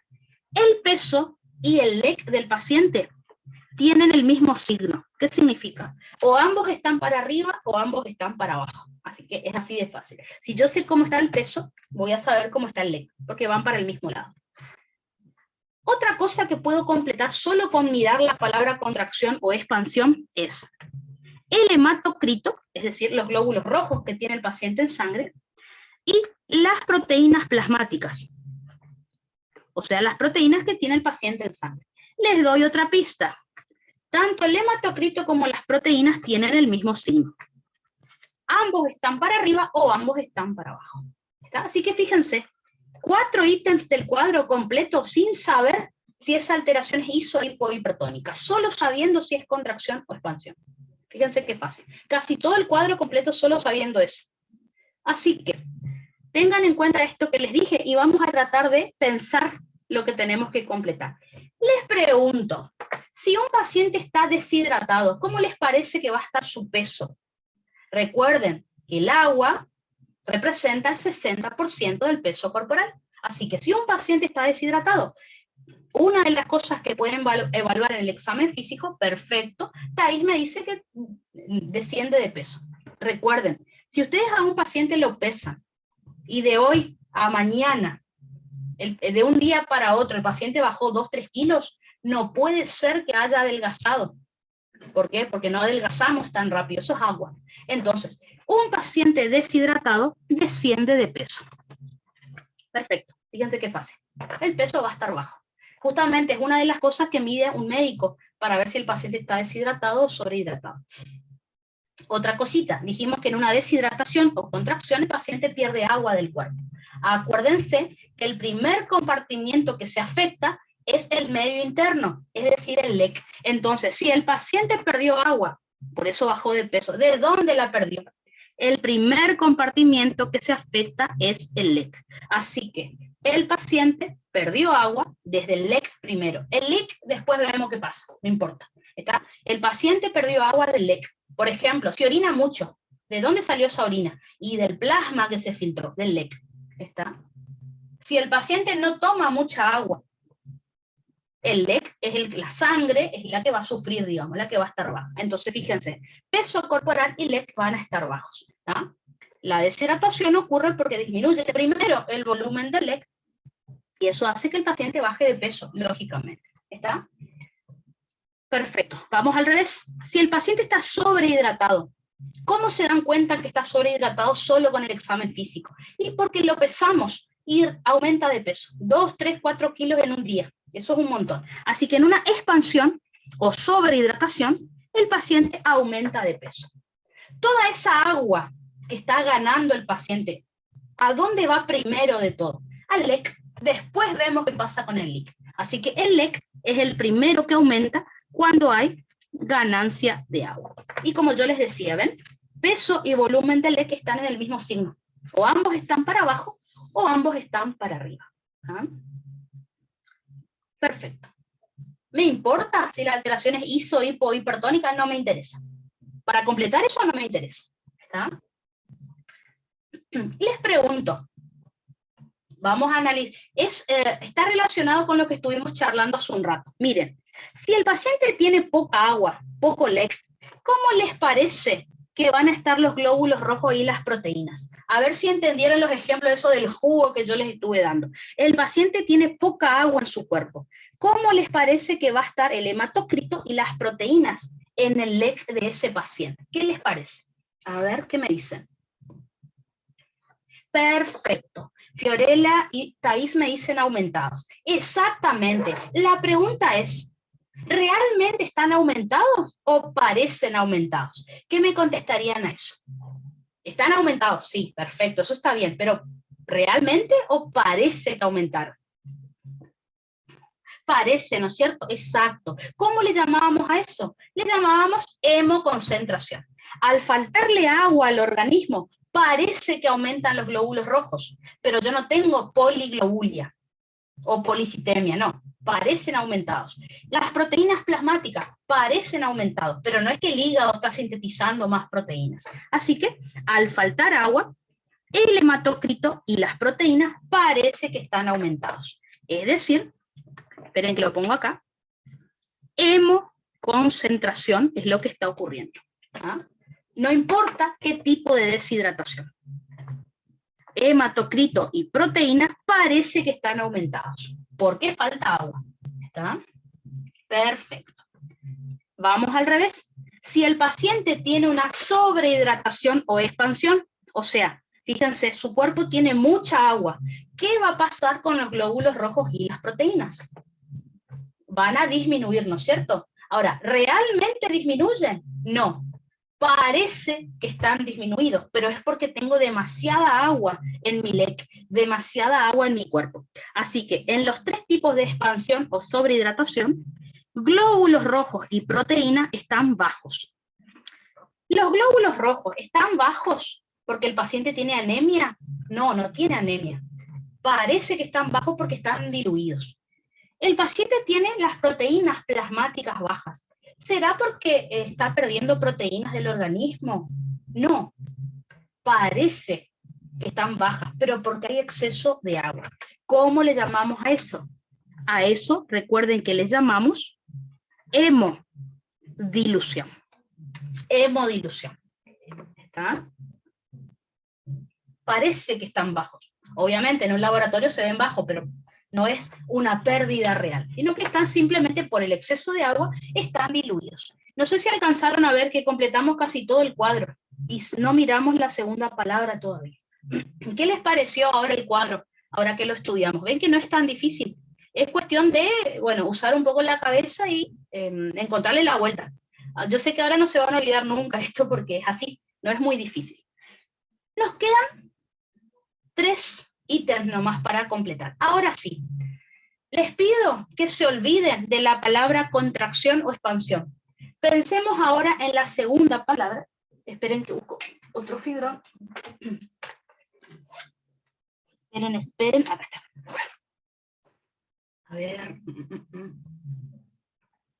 Sí, el cuadro, ustedes incluso piensan que este cuadro es una tarea de práctico. Imagínense completar este cuadro y no entenderlo, como miércoles uno lo completaba. Pero si uno le encuentra la vuelta, fíjense que ahora ni necesitan el cuadro. El profe le va a preguntar una de estas patologías y ustedes le van a poder decir cómo está el hematocrito, las proteínas. Pero justamente, memorizar imposible, porque se van a olvidar algunas flechas. Así que, fíjense, si lo piensan así, nunca se van a olvidar. ¿Ah? Yo me acuerdo que cuando lo entendí, me explotó la cabeza y nunca me olvido. ¿Ah? Entonces, olvidémonos de contracción o expansión. Pensemos en la segunda palabra ahora. Isotónica, hipotónica o hipertónica. Isotónica, hipotónica o hipertónica. ¿Está? Vamos a poner acá. Entonces, ahora voy a pensar en las palabras iso, hipo o hiper. No me importa si estoy hablando de sobrehidratación o deshidratación, no me interesa.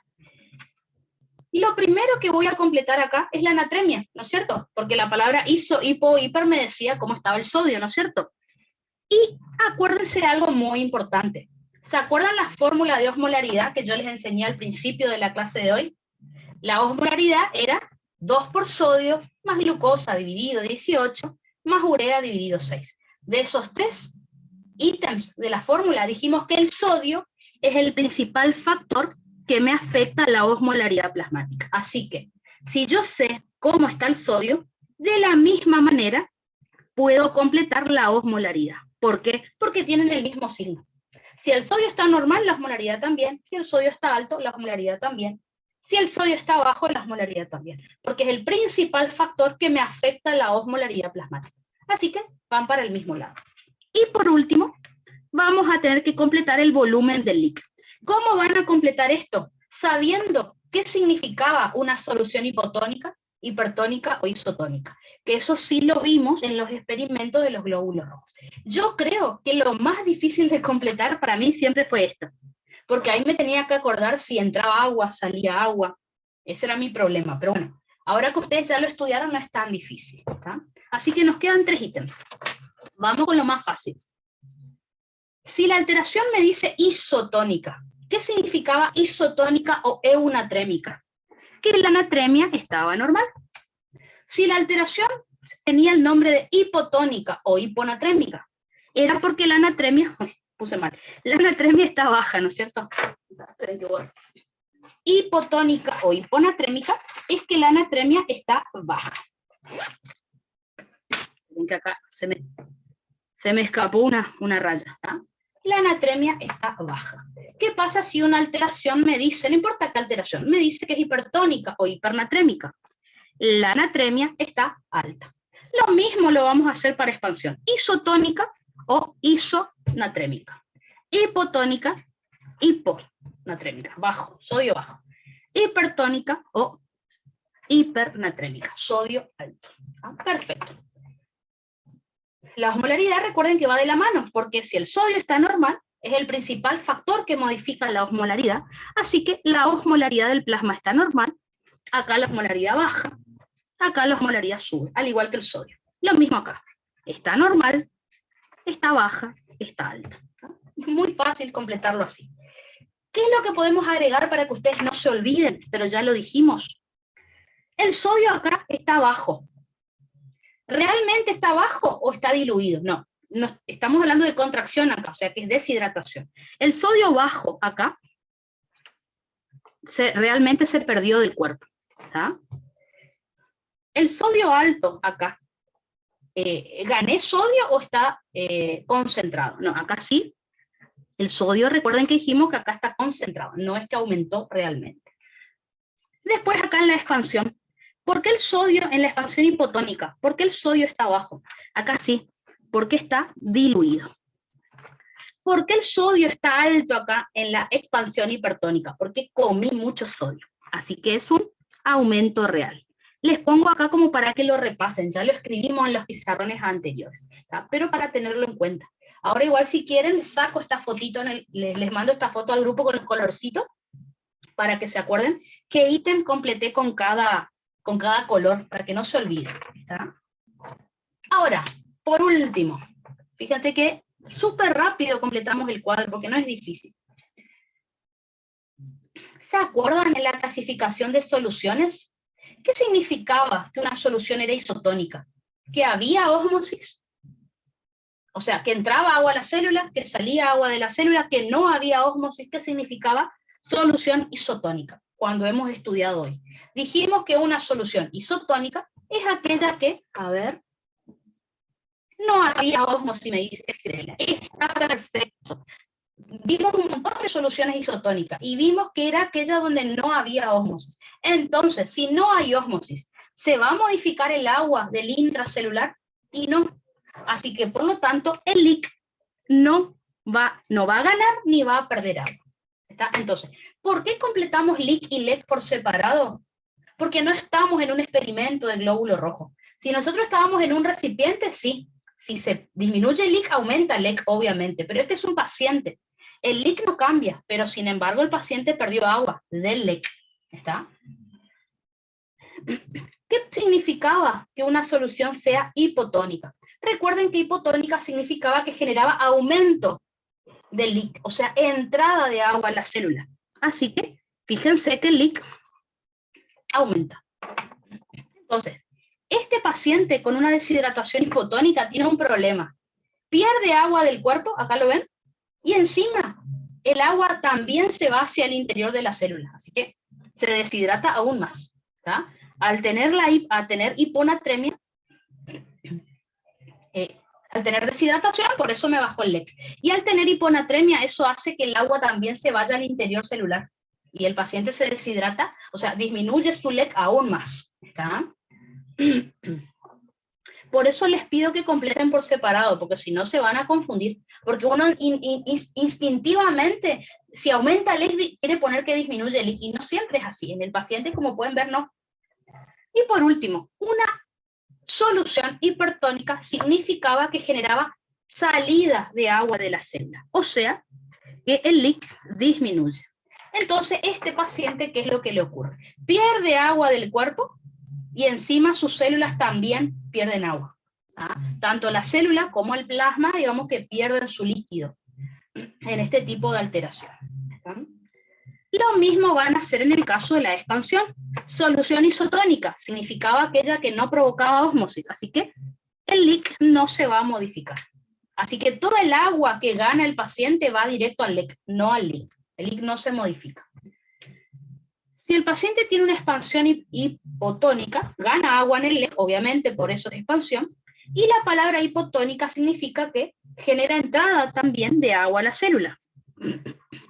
Así que tanto el LIC como el LEC van a aumentar. Así que el paciente tiene aumentado su LEC y sus células también se empiezan a edematizar.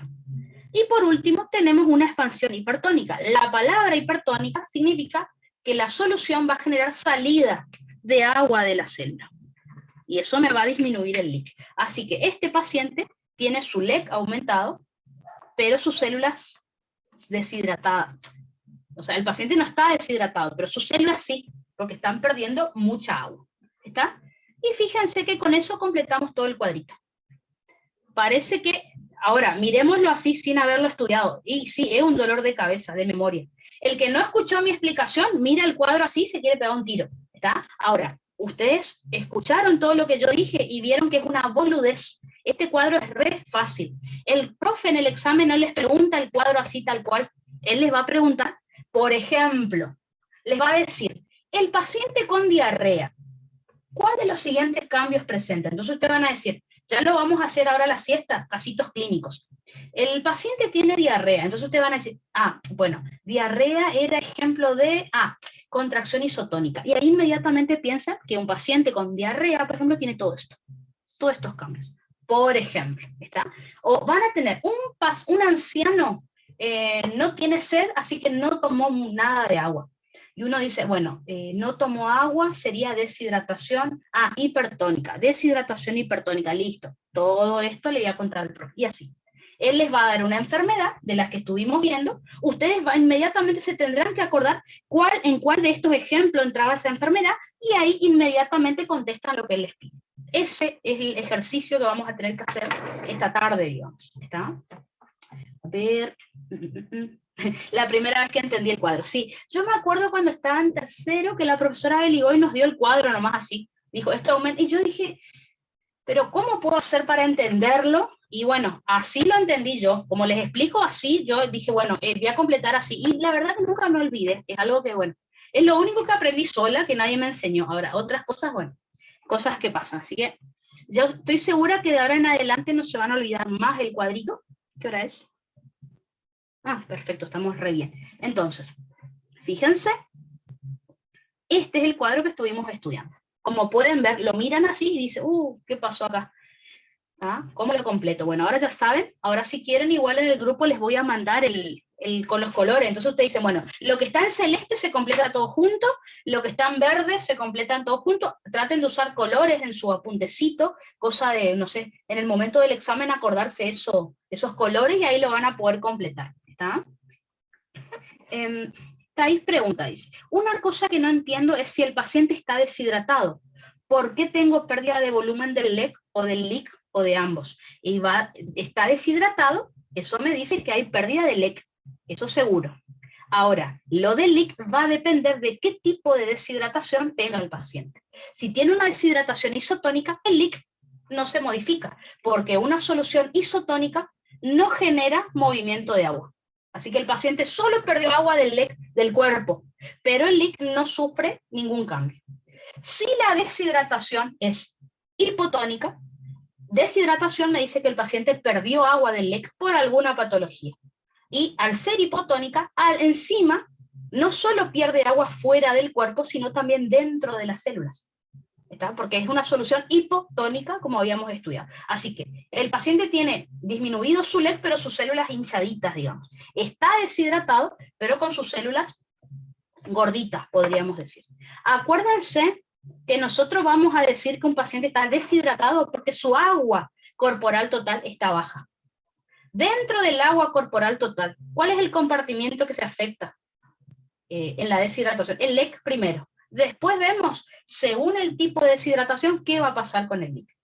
Si el paciente tiene una sobrehidratación o expansión, significa que toda su agua corporal total está aumentada. ¿Cuál es el compartimiento que aumenta primero? El LEC. Y el LIC veremos dependiendo de qué tipo de sobrehidratación presente. Ahí sí, si es iso, hipo o hipertónica. ¿Está? Clínicamente. A ver, díganme ustedes, opinen, ¿qué les parece? Un paciente sobrehidratado, ¿qué les parece que va a tener? Les pregunto, presión arterial, ¿cómo va a estar? Perfecto, Thais me dice edema. Exactamente. ¿Esto lo vamos a estudiar en renal, en cardio justamente? Sí. Presión arterial aumentada, edema. Exactamente. No le digan así al profe. El paciente que está sobrehidratado está hinchado como un globo. Tiene mucha agua. Entonces, mucha agua en su sangre. Eso significa volemia aumentada. Y la volemia me va a aumentar la precarga, me va a aumentar el gasto cardíaco, me va a aumentar la presión arterial. Ahora no les quiero explicar por qué. En cardio lo vamos a estudiar mejor, pero es eso. Presión arterial alta. Edemas, me dicen, claro, porque si tengo mucha sangre, en los capilares sanguíneos va a empezar a salir líquido hacia el intersticio. Va a aparecer edema. Ya estudiaremos en cardioedema. Vamos a ver que el edema, podemos ver si es Godet positivo, Godet negativo, cuestiones que vamos a analizar. ¿Está? Si el paciente está deshidratado, ¿cómo puede llegar a estar su presión arterial? Obviamente va a estar baja, porque tiene poca sangre circulando en el cuerpo. ¿tá? Tiene la volemia disminuida. Por ejemplo, si el paciente está deshidratado, la piel y las mucosas van a estar secas. Y si yo le hago esto al paciente, esto se llama signo del pliegue. Si yo le hago esto y suelto, fíjense que yo tengo la piel bien hidratada. ¿Por qué? Porque yo al hacer esto y soltar, vieron que la piel es elástica, vuelve a su posición inicial. Si un paciente está deshidratado y ustedes hacen esto y sueltan, queda así. Queda el signo del pliegue, que es porque el paciente está deshidratado, por ejemplo. ¿Está? Esto mismo que yo les estoy contando lo tenemos que volver a dar en renal, y en renal ustedes ya van a saber muchas cosas, así que les voy a volver a repetir este cuadrito como para repasar, y ahí le agregamos toda la clínica por si el profe les pregunta, que seguro que les puede preguntar. ¿Está? Así que esto está bueno porque es un tema de renal, de tercera era, y es un tema de primera era. Acá lo vimos más tranqui, en tercera era le vamos a agregar toda la clínica como para que al profe seguro que le gusta preguntar. ¿Está? A ver. Los signos y síntomas son iguales en la deshidratación, independientemente si es LIC o LEC. No, una deshidratación. El tema es el siguiente: hay enfermedades en donde el paciente está deshidratado pero está con edema. Por eso, no siempre la clínica va a ser igual, depende de la causa de la enfermedad. Les pongo un ejemplo. Un paciente, creo que se van a acordar, paciente con síndrome nefrótico. Paciente con síndrome nefrótico. Síndrome nefrótico es cuando el paciente pierde proteínas por orina. Las proteínas arrastran agua, así que el paciente orina un montón, se deshidrata. Ahora, fíjense cómo está un paciente con síndrome nefrótico. Tiene edemas. Está deshidratado, pero tiene edemas. Entonces, no siempre todos los síntomas van a ser iguales. Va a depender de la causa. ¿Está? Ahora, en general, la mayoría de los pacientes deshidratados tienen sequedad de piel y mucosas, tienen signo del pliegue, presión baja. La mayoría, no todos. Ejemplo, síndrome nefrótico. Síndrome nefrótico, el paciente está deshidratado, o sea, tiene disminuido el LEC, está deshidratado, pero tiene tiene edemas. Entonces es una enfermedad media rara. ¿Está? Así que sí, no siempre es así, la mayoría, lo mismo. La mayoría de los pacientes sobrehidratados tienen edema. No siempre. ¿Está? Por ejemplo, paciente con síndrome nefrítico. El paciente con síndrome nefrítico no orina. Justamente no orina nada. Así que tiene sobrehidratación, pero no tiene muchos edemas. Entonces, los edemas son leves. Así que depende, hay patologías medias extrañas, pero la mayoría de los pacientes con sobrehidratación tienen edema, no todos. Así que va a depender, pero bueno, cuando el profe les pregunta esto en primera era, les pregunta en general. Ahora, si les pregunta en renal, por ejemplo, síndrome nefrótico, ahí sí, le tienen que explicar bien cómo es todo el tema, con la clínica de esa patología. ¿Está? A ver.